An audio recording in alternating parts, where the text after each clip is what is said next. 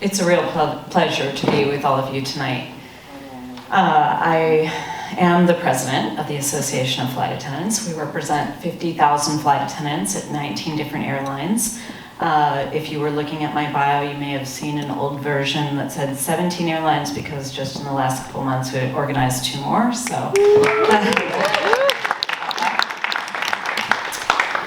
and I take a lot of pride in being the president. Gosh, I even get a little choked up. Of our union. Flight attendants fly to every corner of the earth when some can only dream of crossing borders. We have more public contact than almost any other job. We had to fight through incredible discrimination to turn our job into a career. And we were the unlikely militant actors in helping to revive the strike and a real strike threat to get results. And so that comes off of the shoulders of incredible, brave women who fought through discrimination that meant that they had to quit when they were married or got pregnant or gained 10 pounds. We had to step on a weight scale till 1993. And we fought for men to have the same rights on the job as women and equal pay. And my very first week on the job, a flight attendant pulled me aside because I had just seen a conflict in the office. Here I am, fresh out of company training, 23 years old, very excited in my new career. And she pulled me aside because she realized that that may have been a little startling, seeing this conflict. The flight attendants won, by the way. They were arguing with the supervisor over how the contract would apply. And they knew their contract very well, and they won.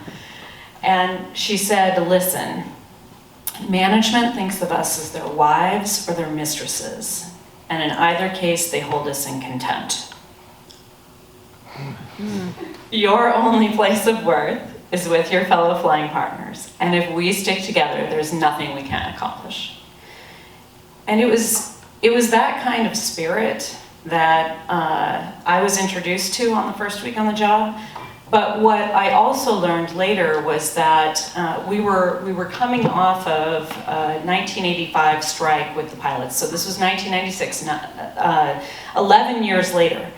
People still carrying around scab lists, celebrating the strike. The flight attendants got nothing for themselves out of the strike other than saying that they would stand with the pilots and they would stand against management and that they should be seen as a threat to that management too if they didn't deal with us fairly. But I came into a workplace that was extremely militant and built on the spirit of solidarity, that we had each other's backs, that we would look out for one another. And I didn't realize how rare that was because the US has been essentially in what I call the labor wilderness for 40 years after the firing of the air traffic controllers in the PATCO strike in 1981. And Ronald Reagan signaled to all corporations that it was open season on labor unions to draw them into strikes, fire people, replace workers, deny union rights, make union a dirty word, make the strike a dirty word. And so as unions have been on the decline, there has been this feeling of scarcity and unions have gone into a defensive crouch. And it's very hard to gain ground when all you're doing is trying to hang on to what you had before. In fact, in 2012, I was in the White House for a convening on women in the economy, the first one at the White House in the United States in history. But at this convening, all morning long, there was discussion about equal pay and the disparity in pay between men and women, and the even greater disparity for women of color. And so when we got out into the breakout groups in the afternoon, all this was being live streamed, and suddenly I had a chance to ask a question and to speak up. And I was the first one to raise my hand. and said, we've been talking all morning about equal pay. Why have we not talked about the one thing that would immediately give women the ability to see their pay in black and white, empower them to stand up and negotiate with their employer, and solve the issue of equal pay by giving women an easier way of joining unions and running unions. And the moderator sat there, looked at me for a minute, sort of looked around the room, and then called on the next person. Every other speaker was thanked. And when the cameras were off and the event was over, a labor activist from AFL-CIO came over and greeted me, so we were some of the last to go out of the room.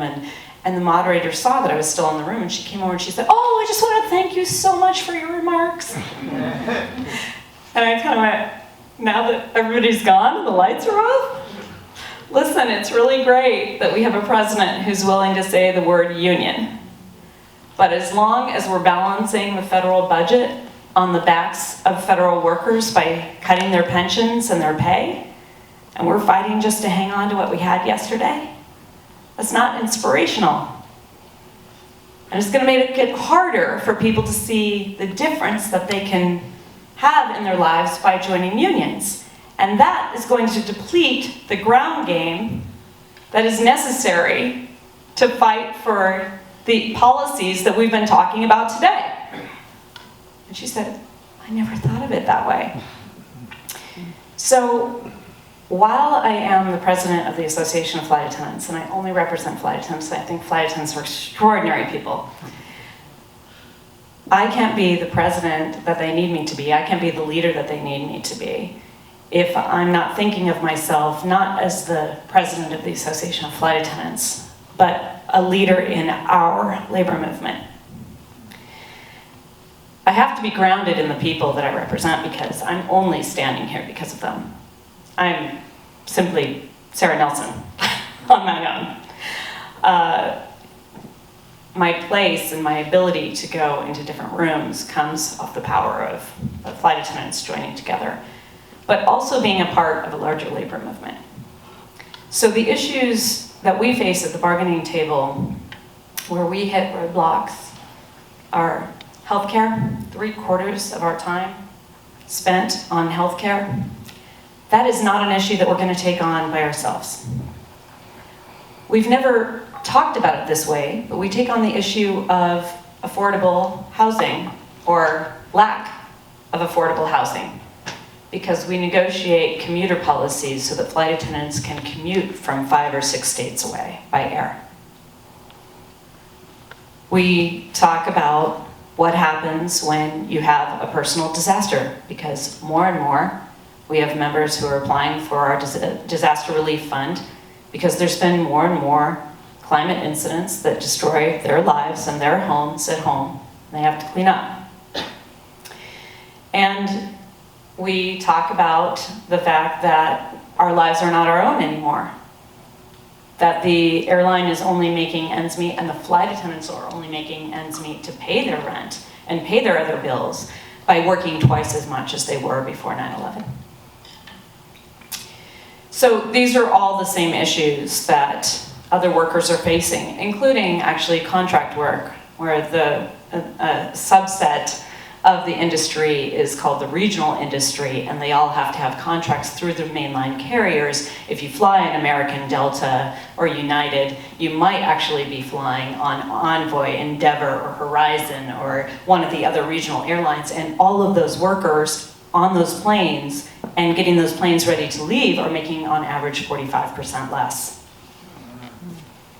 So two-tiered employment in the airline industry as well.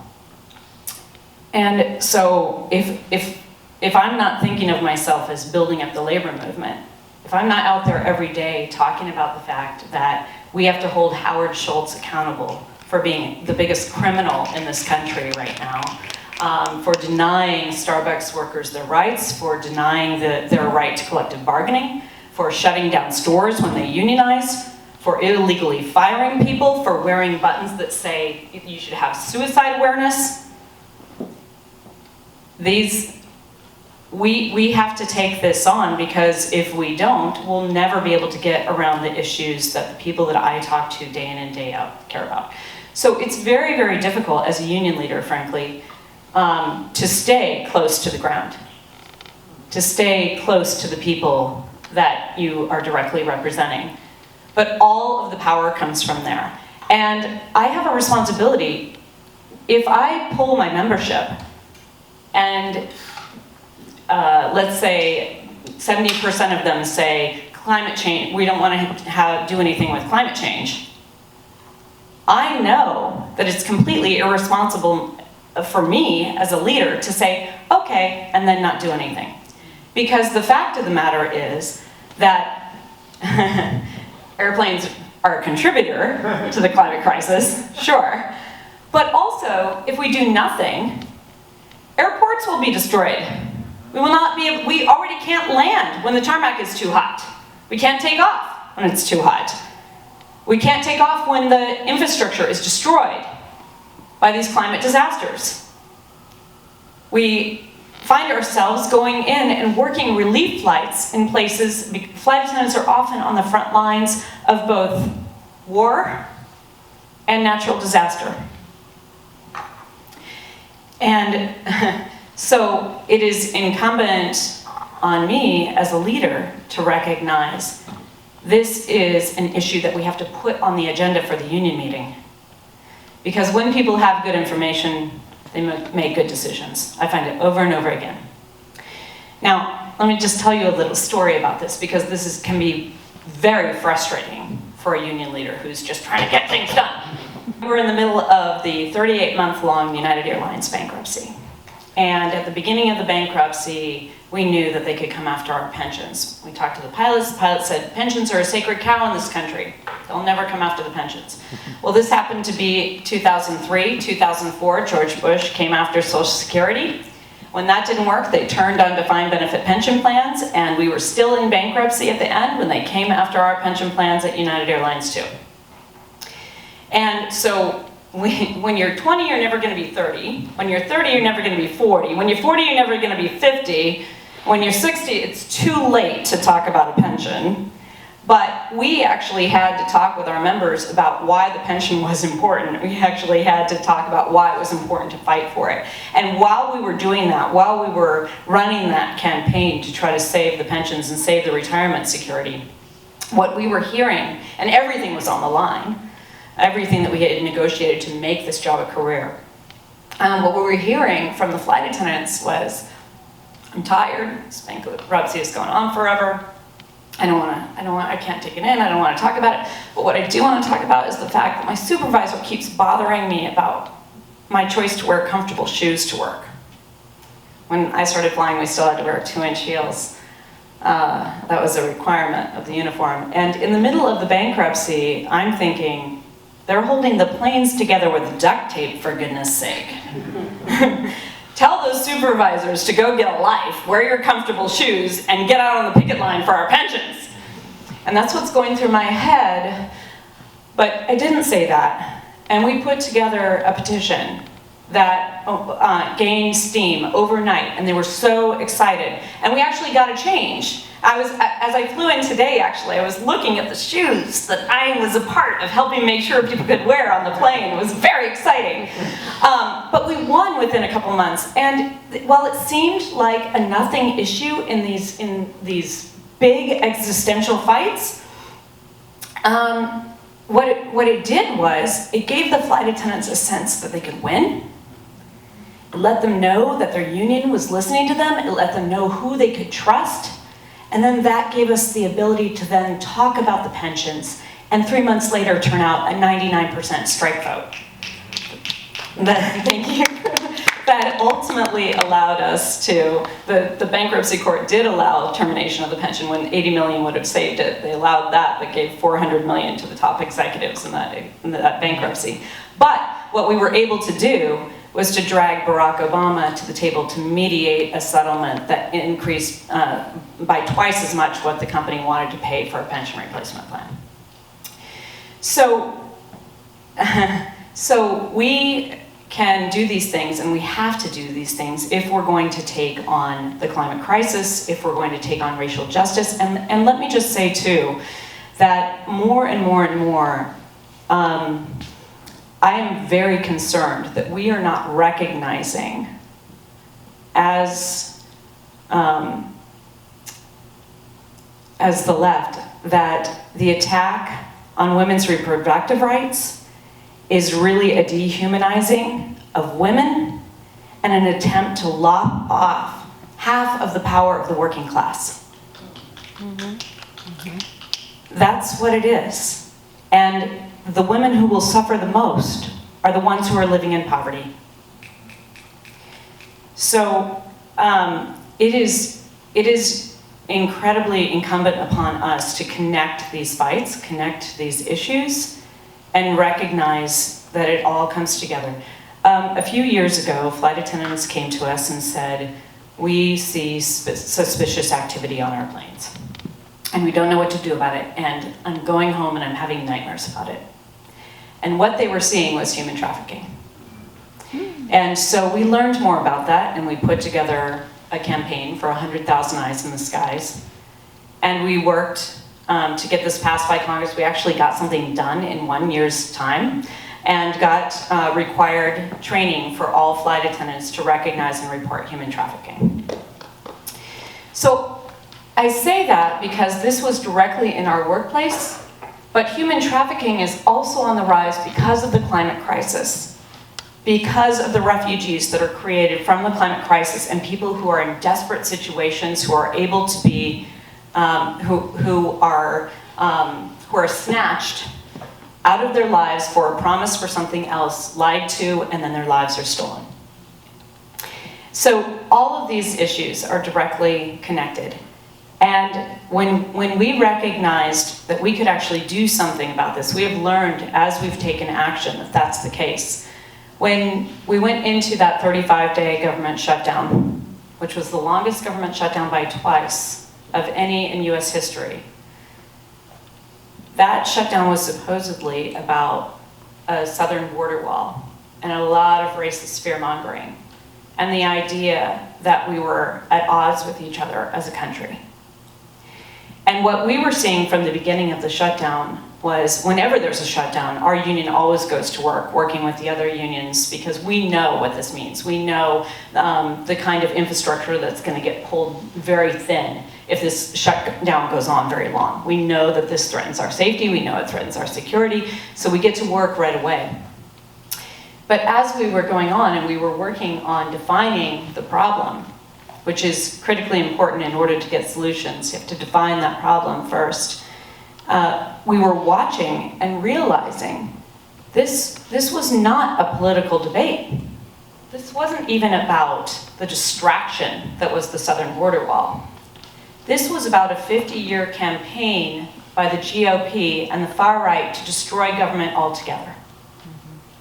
And if there had been an aircraft accident, a terrorist attack, or if nothing had happened at all, power would have accrued to the executive to get rid of those functions of government, get rid of those jobs, privatize everything.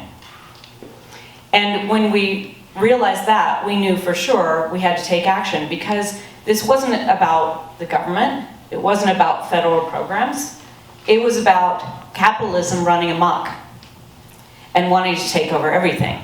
And so this wasn't going to be solved on Capitol Hill with Donald Trump in the White House, Mitch McConnell running the Senate, and Speaker Pelosi running the House. So we started to talk about our right to strike as a union. And we said to the rest of the labor movement, we need to talk about a general strike.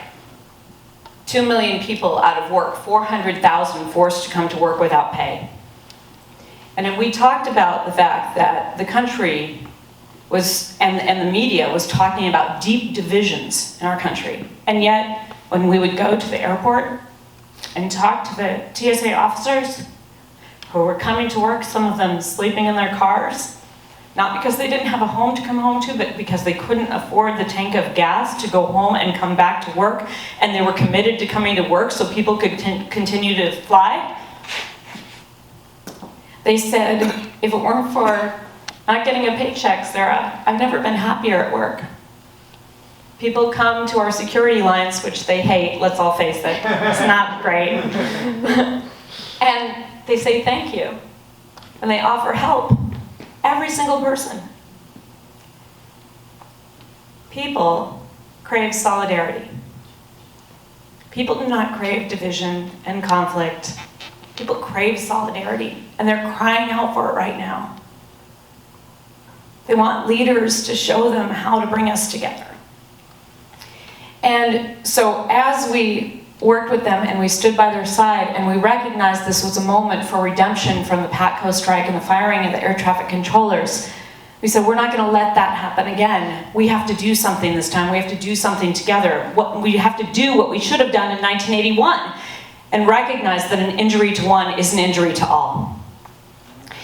And so we said we were getting ready to strike, and we were calling on the rest of the labor movement to do the same. And when those air traffic controllers, and we had defined what the problem was, going to work and being so stressed out in a job where you have to get things 100% right, when 10 of them simply said that they couldn't go to work, and a few flights canceled, like a couple of raindrops in LaGuardia on a normal day, it signaled a much more powerful threat to the GOP and to the capitalists. It was the threat that labor was going to get a taste of our power. We live in a system of unchecked capitalism, and Mother Jones, the great labor organizer, said 100 years ago, she said, "The capitalists say there is no need of labor organizing, except the fact that they themselves are continually organizing and show us their real beliefs. The capitalists want the most money they want the most labor for the least amount of money, including building an economy on a slave state. Labor wants the most money for the least amount of work. Labor builds the world's palaces and creates all the wealth in the world, but neither spends what they create or dwells in the palaces. If you would only understand that you hold the solution in your hands, you could settle the matter easily. For if every industry were to simply hold up, not work, the capitalists would yield to any and all demands, for the world could simply not go on."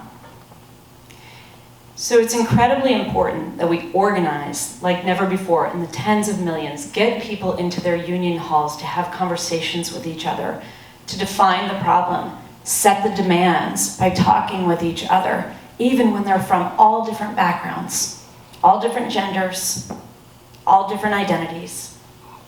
In that place, they get to decide what it is that they want to do together to take on the bus. And it is money and capital that is controlling our politics, not the will of the people. The very popular ideas that the people want cannot get passed because the people don't have the voice right now, because the people don't have the unions. The destruction of unions has been a destruction of democracy, and it is ultimately going to be the destruction of capitalism too, because this cannot go on. So we are working to build a labor movement where people understand that you stay on the ground, that it's rank and file led, that it's from the members, but it's part of a larger promise too.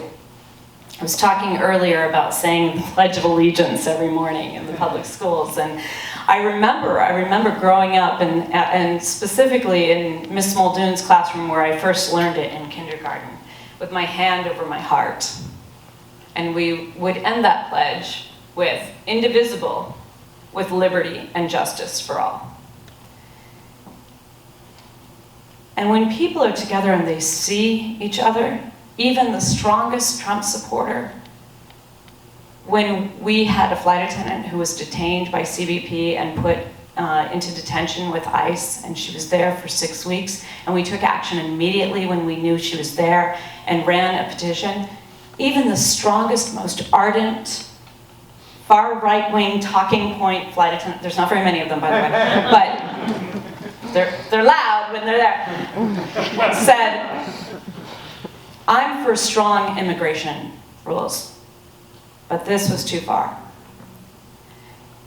Because she could see that flight attendant identify with her, identify with the issue, and she believed ultimately in justice and kindness. So that's who we are. There are several things that we need to do. We need to recognize that fundamentally no one is born with racism, sexism, ageism, or any ageism in their heart. These are taught by the boss. The 4 Ds, I call them: divide, delay, distract, and demoralize. And people have been demoralized until now. I want to fight back. These midterms matter, and let me give you one story why. When people have a little bit, they can fight with a little bit more. You have to have your eye on the bigger fights all the time. You have to have the overarching agenda and what we're trying to achieve together, what we want to do together with the big ideas that we want to settle. But when President Biden was elected, we had members who had lost their job. They had been working for Norwegian Air International. And we had an 8-year fight in aviation with Norwegian in order to make sure that they couldn't create a flag of convenience model in aviation, the same model that destroyed maritime and outsourced jobs to the lowest standards around the world. And so we ultimately did not win that battle, although we put it off for quite some time. And we organized the flight attendants who had been hired in the US as pawns in this whole game to say that they were going to create jobs in the US. Right, sure. So we organized, we fought, they formed their union, we continued to fight the company, we got a contract 1 week before the shutdown during coronavirus.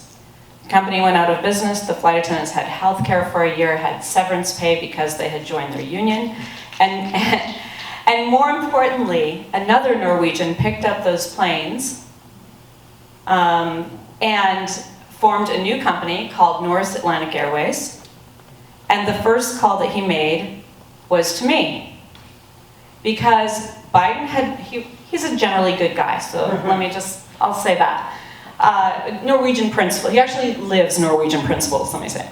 But Biden had been elected, and he knew there was no starting up a new airline without the support of labor. And so he called me. We got together, we negotiated a contract in 2 days. He agreed to bring back all of the flight attendants who had lost their jobs and any others from our union who had lost their jobs during the pandemic. And we negotiated a contract with $7 higher rates than any other flight attendant contract in the US. Yay. Yes. President Biden did that and he didn't even know it. It was just the threat that the Democrats were going to make it hard for this guy to start up an airline. So what we have to understand is we may not have the perfect candidates, we may not have the perfect setup for these elections, but these elections are an arbitrary date and time for a much longer game. And may I just say Rosa Lux. Jane McAlevey talks to me all the time, organizer Jane McAlevey, who has done a lot of work with this Stiftung. And she likes to call up and say, I'm talking to Rosa Lux. So I feel very cool when I say that.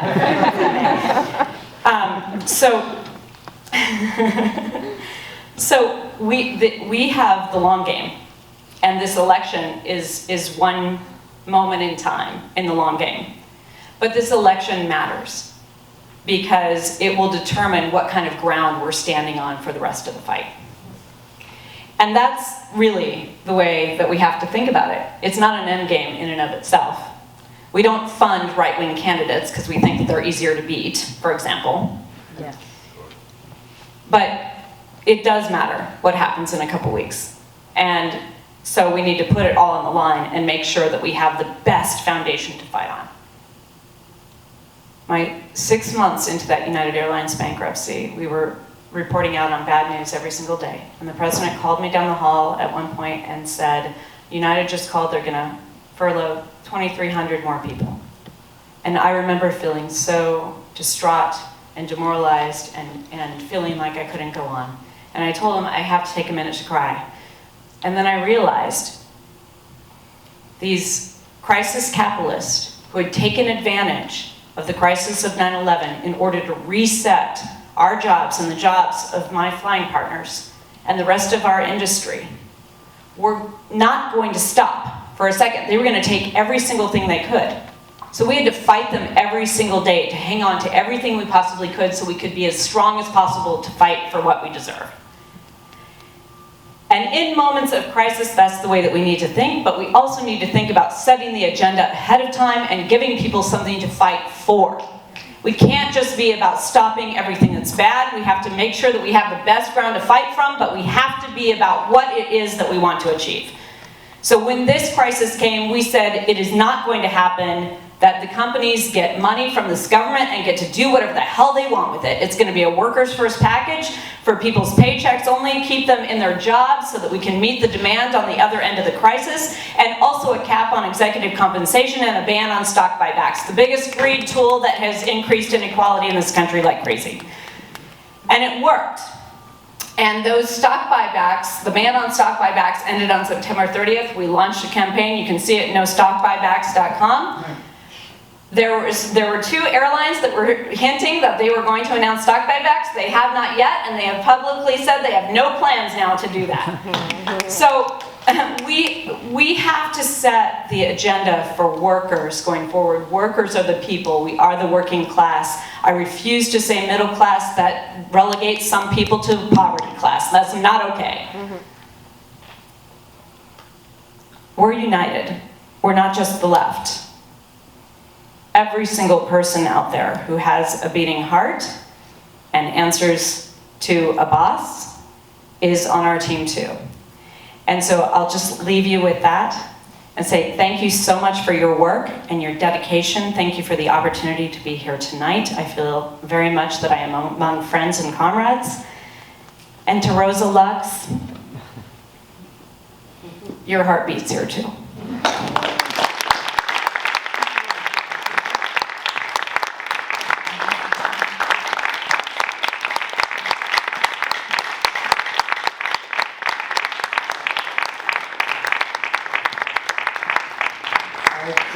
I couldn't think of a better way to finish this conference than this speech that reminded us of, in our struggle for a better world, there is one key, and that is solidarity. And thank you so much, Sara, and all the best for your struggles and your fights as a leader of the Flight Attendants Association.